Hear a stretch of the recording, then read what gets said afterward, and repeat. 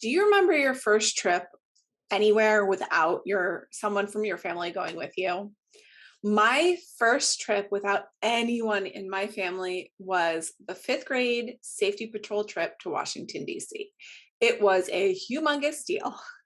And when I boarded the train that was going to take us from West Palm Beach, where I lived, up to Washington, D.C., I was nervous and I was a little homesick, but I was also beyond excited. I really fancied myself to be quite the world traveler. Investing in real estate outside of your local market is kind of like that. It's really exciting, but at the same time, it can give you a little bit of anxiety um, because it's not somewhere you're really familiar with.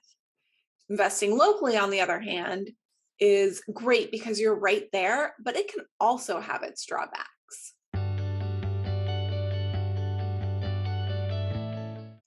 I'm Christina Steeren with Bullseye Investments, where we help busy professionals create a better financial future through apartment investing without the huge time commitment. And today we are talking about investing outside of your local market and why you might consider looking into that when you start with real estate investments. So when Tim and I first started looking to invest in multifamily, we thought, number one, we were going to do it all on our own. So we were looking at much smaller properties, but we also limited ourselves to properties that were within driving distance in our home state of Florida. We figured, if there was an issue, we'd be able to get up there and be present. If we needed to be, we'd be able to self-manage. And we were really comfortable with Florida as a market. I've grown up here. Tim's been down here since he was 14 years old. So the majority of his life. And the idea of investing outside of what we knew was very daunting. But our first multifamily investment didn't actually end up being in Florida. Our first investment ended up being in Memphis, Tennessee. And because we were able to make that leap from our local market to a market that we didn't live in, we had some really huge benefits when we started digging in and seeing what our options were. And we're going to go through some of those benefits today. So, what are some of the things that we've learned through our first real estate investment, which was outside of our local market? Number one, when you're investing outside of your local market, it completely removes emotion when you're going to assess whether or not the opportunity is a good fit for you. You don't have that emotional pull to a certain area or a fear of an area because of the reputation that it has. You have to really look at the merits of the investment itself to determine whether or not it's going to be a good fit for you. So the second thing we learned is that by investing outside of our local market, we were able to be a lot more flexible. We could take the criteria that we had figured out for what our absolute ideal investment would look like. And by looking outside of Florida, we were able to find opportunities that met more of those benchmarks that we had created for ourselves. Real estate in Florida at the time had started growing in price. It was rapidly climbing. And if we had invested in Florida, it really would have been something that impacted our returns. And by investing outside of Florida, we were able to choose a market that was just on the cusp of really exploding, purchase properties for a much lower amount than we would have in Florida, and thereby really increase our returns. So by being open to looking at investments outside of your local market, you're really able to expand your options and remove some of those potential limitations that you might have if you were only looking at your actual local market. The third thing we learned is that you have to build a really great team. And if we're being honest, Tim and I are a little bit of control freaks when it comes to investing. We really like to know what's going on and be very active in terms of following and monitoring our investments. So when we decided that we were going to start looking outside of our local market, that meant we needed to rely on a team of people who knew the market we were interested in, who knew how to work with the property managers. We needed to rely on the property management company itself.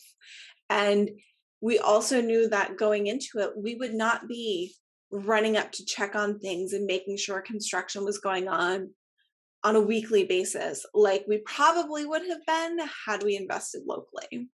So that then transferred into us actually really being critical of the team members. We needed to really research them and see what their track record was and what their experience was to be fully comfortable handing money over that we weren't going to have any sort of direct control as to like how things actually ran at the property, because it is a passive investment.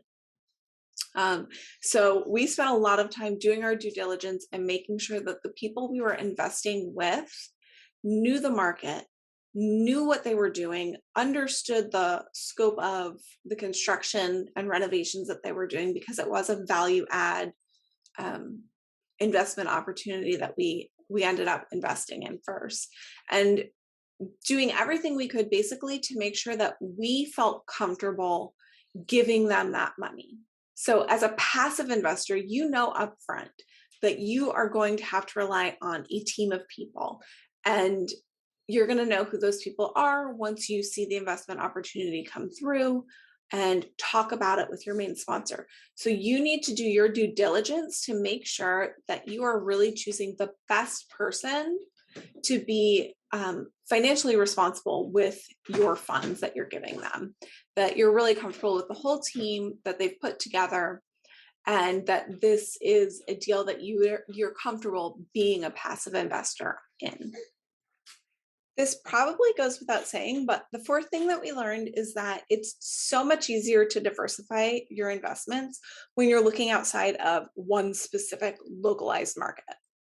So when you do start looking at these different types of investments, different real estate opportunities, different markets, you're naturally looking to diversify your portfolio. When you stick to a single market, local or even just one market in general, any sort of natural disaster that occurs, any sort of local economic or governmental issues that arise, and any sort of market recession within that specific market that occurs are going to affect your entire portfolio, not just a piece of it. So by investing outside of your local market, if you choose to, you're diversifying your portfolio so that if those dips happen in one market, they only affect a piece of your portfolio as opposed to the entire portfolio. Now, the last thing Tim and I learned is that by looking outside of your local market, you are really forced to get clear on your goals and your intentions for the money. You need to know exactly what you want to do with it and how you're going to meet those goals, so that any investment opportunity you look at, you're like, is this going to work? No, it's not. If you're investing only in a local market, you might be like, well, it's not going to work, but I really like it because I know this market and I know this area and it's really cute, or I drive past it every day on the way to work and it's just so close and I feel a connection with it. That sometimes tends to happen. So when you're investing outside of your local market, you have to be really clear on those goals, and then you can really assess whether or not an opportunity meets them based on the opportunity itself, without all of that emotional baggage, if you will. Now, of course, one of the fastest and easiest ways for you to invest in a variety of non-local markets is by investing in a real estate syndication. The lead sponsors are responsible for putting together and managing the deal, and you as a passive investor are responsible for making sure it meets your goals and then sending in your funds to invest in the property, which means this will allow you to, number one, look at a variety of different markets and diversify your portfolio that way. And number two, be a passive investor where you're not bearing the weight of every single thing for every single property. If you are interested in investing passively in a multifamily real estate syndication, I really encourage you to visit our website, bullseye-investments.com, and click on the link that says investor application and sign up to be a member of the Bullseye Winner Circle. It'll ask you a bunch of questions. It takes about 7 minutes, and then it will give you an email. If you meet the criteria for being able to invest in the sorts of deals that we do, it'll send you an email so you can hop on a phone call with me or with Tim, and we can really make sure that you're comfortable and ready, and that what we do really fits your goals.